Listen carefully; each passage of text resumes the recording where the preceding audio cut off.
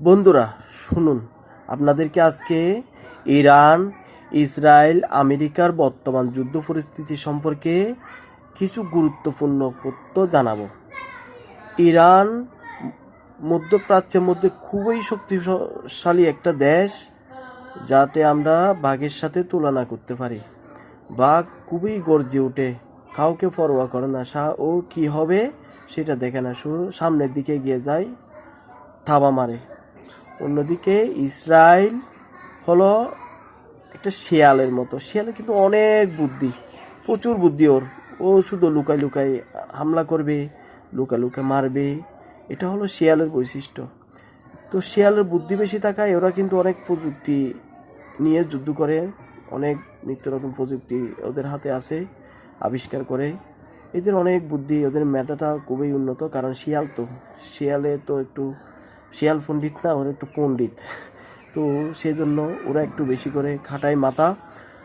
এই বর্তমান যুদ্ধ পরিস্থিতিতে এই যে ইসরায়েলকে আমেরিকা ব্যবহার করতেছে, ইসরায়েলের দেশ এটা আমেরিকার দেশ মনে করতেছে, ওরা তো কাপুরুষ। ইসরায়েলিরা হলো কাপুরুষ, ওরা নিজের কিছু করতে পারে না। বাবা যেটা বলে সেটা দিয়ে ওরা কি করে, যুদ্ধ পরিচালনা করে। এদিকে আমেরিকা কি করে, ইসরায়েলকে কাজে লাগিয়ে ওই ইরানে হামলা করে চলে যাচ্ছে, নিত্য নতুন হামলা চলতেছে। কিন্তু আমেরিকা একটু দূরে হওয়ায়, এই যে সমুদ্র থাকায় ওকে কিছু করতে পারতেছে না। হ্যাঁ, সমুদ্র না থাকলে তারপর বুঝতে পারতো এই কয়দিনে কয় বছর হয়। তো কি করবো, এখানে তো ঘাঁটি যেগুলো আছে এগুলো রাখবে না, একটুও লাগবে না। ইরান অবশ্যই খুবই শক্তিশালী সম্পূর্ণ একটা দেশ। ইরানের সাথে এখন আরও দুই পরাশক্তি পাশে আছে, রাশিয়া, চীন দিচ্ছে ওদের অস্ত্র। চলকেরা আবার অন্য কেউ যদি কে আসে হামলা করার জন্য, যদি কে যুক্তরাষ্ট্র সাথে, যদি যুক্তরাজ্য, ফ্রান্স এরা যদি আসে, এই ইরানের সাথে চলে আসবে চীন, রাশিয়া, এরা বলে রাখছে। অন্যরা কেউ যদি আসে তাহলে আমরাও চলে যাব, তাহলে আমরা অস্ত্র বিক্রি করব। হ্যাঁ, দেখো না এবার কি অবস্থা হয়। মধ্যপ্রাচ্যে যত ঘাঁটি অলরেডি উড়াই দিছে, আর কিছু কিছু আছে সেগুলো আর কয়েকদিনের ভিতর হয়তো ধ্বংস করে দেবে। আর এদিকে কি করছে, এই আপনার এই ডোনাল্ড ট্রাম্প বলতেছে, আমার জনগণ, আমার নাগরিকরা তাড়াতাড়ি আমার দেশে চলে আসো। তার মানে এটা ভয় পেয়েছে। যদি ভয় না পেতো, এ বাবু তো কেউ বলে না, বলছে এটা তো শুনতেছ, আপনারা শুনছেন। এই যে বলতেছে আমার নাগরিকরা দেশে চলে আসো, কি করে যাবে? ফ্লাইটটা বন্ধ, ফ্লাইট উঠলেই ফিরে দেবে, ফ্লাইট উঠলে ফেলাই দেবে।